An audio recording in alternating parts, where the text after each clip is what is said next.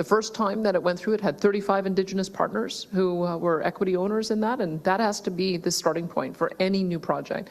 There has to be meaningful engagement and meaningful economic involvement of nations. We now have a situation where there's a 50% tariff. We're the biggest steel export market for the United States. Right.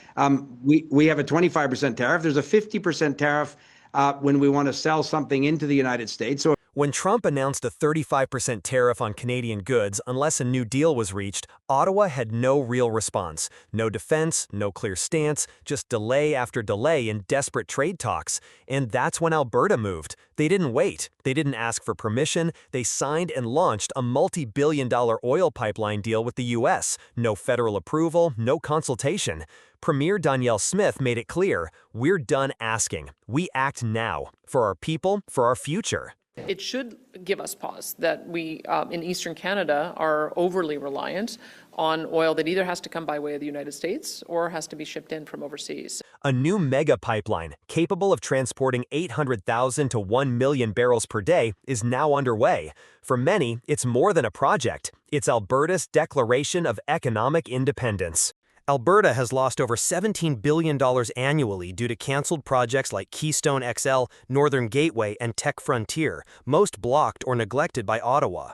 In the past decade, over $250 billion has been siphoned from Alberta's economy to fund Ottawa's equalization programs.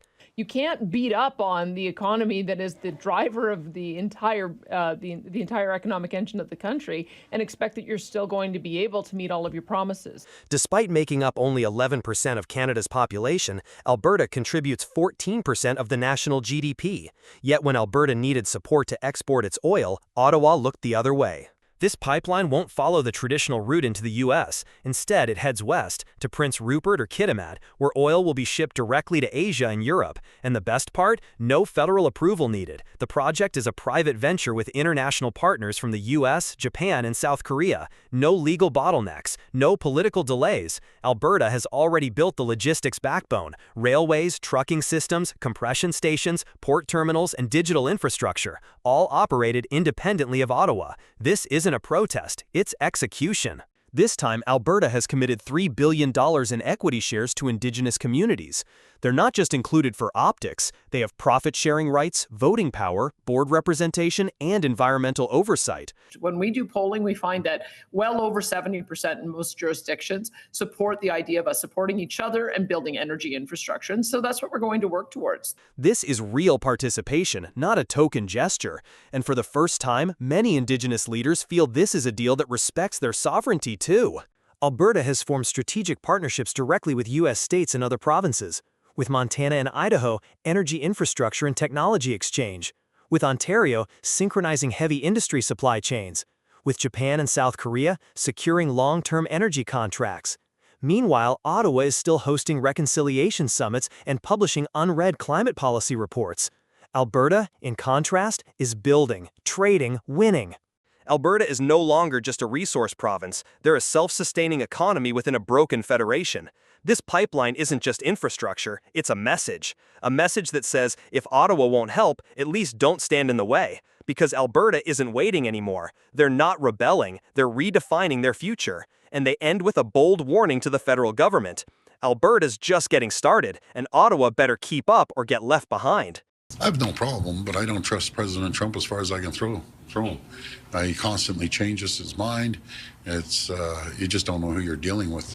Well, Alberta separation continues to be a hot issue in the province and seems destined for a citizen-led referendum. While the United States finalizes new trade deals with Japan and the European Union, cutting tariffs and expanding strategic cooperation, only one name is left out in the cold. Canada, no tariff relief, no breakthrough agreement, no voice at the table. For provinces like Alberta and Saskatchewan, the silence from Washington isn't nearly as painful as the indifference coming from their own capital, Ottawa. In their eyes, Canada is now nothing more than a name, hollow and disconnected.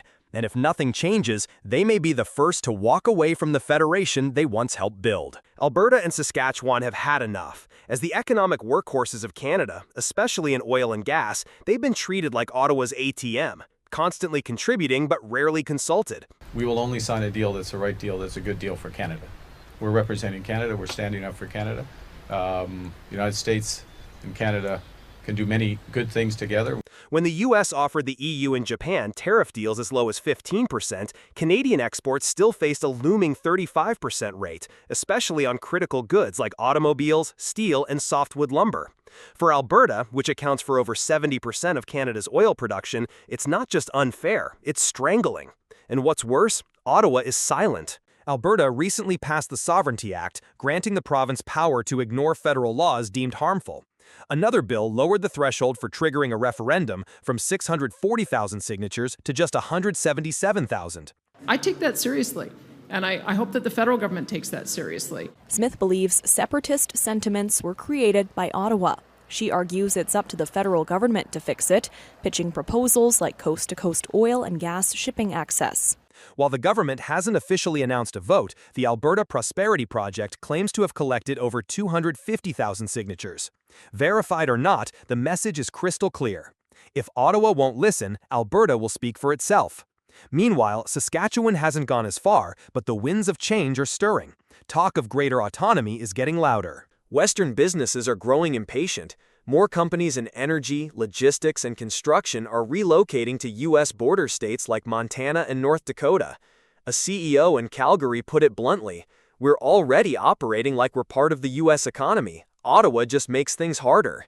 Industry, businesses, Canadians, they are anxious and they are concerned. They don't deserve the uncertainty that's been thrust upon them. The reality? Without any formal declaration, Alberta and Saskatchewan are already behaving like sovereign economies. They're not waiting for Ottawa's permission, they're finding ways to survive. Canada won't break apart in a civil war. It'll erode quietly, from indifference and distrust. When one side pleads for action and the other offers empty debates and delayed negotiations, collapse becomes inevitable. Worse still, the trade deals Ottawa once hoped to secure are slipping away. The U.S. is finalizing preferential terms with major economies, while Canada, its closest neighbor, is being labeled difficult, non-priority, and even not worth negotiating with. One day, the name Canada may still exist on a map, but its heart, Alberta, Saskatchewan, and the western soul that drove its prosperity may no longer beat in unison. There will be no explosions, no sudden border lines. The loudest sound will be the quiet slam of doors from people who once called Ottawa their nation's center. And by the time the federal government realizes what's been lost, it may be too late.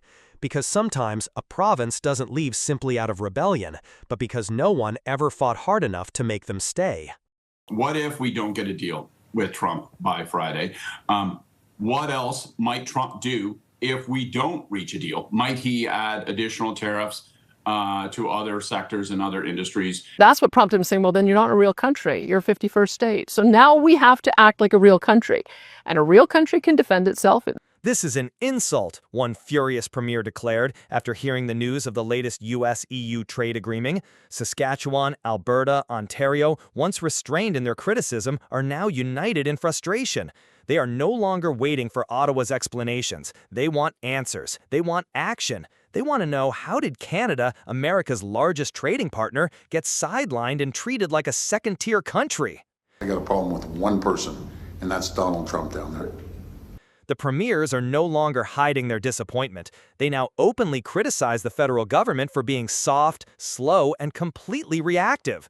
Some are even questioning whether Ottawa still has the capacity to defend provincial interests on the global stage.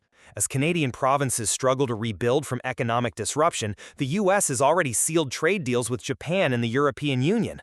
Both of those agreements include a 15% tariff rate on key sectors like automobiles, steel, and electronics, a major reduction compared to earlier terms. Unfortunately, the sad reality is that tariffs mean the economy is going to work less efficiently. It means there's going to be less income. So there's going to be less consumption. But Canada, still stuck in limbo, still facing threats of steep new tariffs.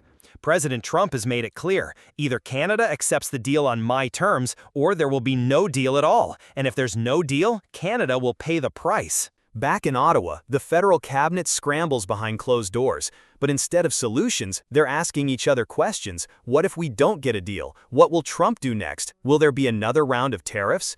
The optimism that once surrounded these talks has evaporated. Senior ministers now admit the U.S. isn't negotiating, they're dictating. The Canadian delegation returns to Washington next week, even as there's little hope right now. The country now faces an impossible choice: accept a humiliating trade deal or prepare for a full-scale economic assault from Washington. Trump is using his recent diplomatic wins, deals with Japan and the EU, as leverage against Canada. He's parading these victories to the world, saying, "I'm getting the job done, Canada's next." Even though Canada is the United States' single largest trading partner, it's being treated like an outsider. Now Trump wants Canada to accept the same flat 15% tariff template, regardless of previous treaties like USMCA. U.S. President Donald Trump says most trade deals will be finished by August 1st. But as for us, we haven't really had a lot of luck with Canada. I think Canada could be one where they'll just pay tariffs, not really a negotiation. And if Canada refuses, tariffs could hit Canadian oil, autos, aluminum, lumber, and agriculture, crippling industries across the West and Heartland provinces. With tensions at a breaking point, all eyes turn to one final possibility: a direct call between Canada's Prime Minister and President Trump. Some insiders believe Trump still respects Mark Carney, Canada's lead negotiator, but that respect doesn't necessarily extend to the Prime Minister. If this conversation fails, Canada could be thrown into a trade war it never wanted and never prepared for. And the damage wouldn't be limited to the government. It would strike workers, businesses, and families across the country. Canada's premiers are livid, its people are worried, its leaders are scrambling. Meanwhile, the United States, once an ally, has become an enforcer, dictating Canada's future with every tariff threat. The question is no longer, how do we reach a deal? It's now, is Canada still a sovereign nation or just a dependent satellite orbiting Washington's will? One wrong move, one failed call, and the very idea of Canadian independence could slip into the past, remembered only as something we used to have. We need to get rid of the regulations that are taking 15 years to get critical minerals out of the ground. And we can be an economic powerhouse around the world. We have to unleash Canada. Canada is entering one of its most turbulent political and economic chapters in decades. Outside its borders, Washington is tightening tariffs, using 25% steel and aluminum duties as leverage to force Ottawa into concessions in ongoing trade negotiations. August 1st looms as a critical deadline. Without a deal, Canada faces a slow-burning trade war that could cost billions. Inside its borders, the pressure is no less severe. Premiers from resource-rich provinces such as Alberta, Ontario, and Saskatchewan are openly expressing frustration with Ottawa's slow, over-regulated approach, warning that Canada is falling behind while opportunities slip away. Canada's premiers are set to start meeting tomorrow in Ontario's cottage country, a three-day gathering that'll include Prime Minister Carney. Topping the agenda, trade, tariffs, and protecting the economy amid Donald Trump's most recent tariff ultimatum. Prime Minister Mark Carney is confronting an uncomfortable truth. U.S. tariffs are here to stay unless Canada makes major trade concessions. 25% duties on steel and aluminum are already crippling industries. Ontario, Canada's manufacturing engine, imports most of its steel I-beams, but now pays a double tariff: 25% to bring them in, 25% when products cross back south. The result? Billions in losses for construction projects and skyrocketing costs for beer and soda manufacturers dependent on aluminum. Washington is not backing down. Advisors close to Ontario's premier have warned bluntly, if there's no deal by August 1st, Canada enters a new tariff era. Ontario's premier, typically moderate, is now openly pushing for a tougher stance. He's urging provinces to buy Canadian-made cars, steel, and industrial equipment, arguing it's the best way to hit back at the U.S. economy. We are America's #1 customer.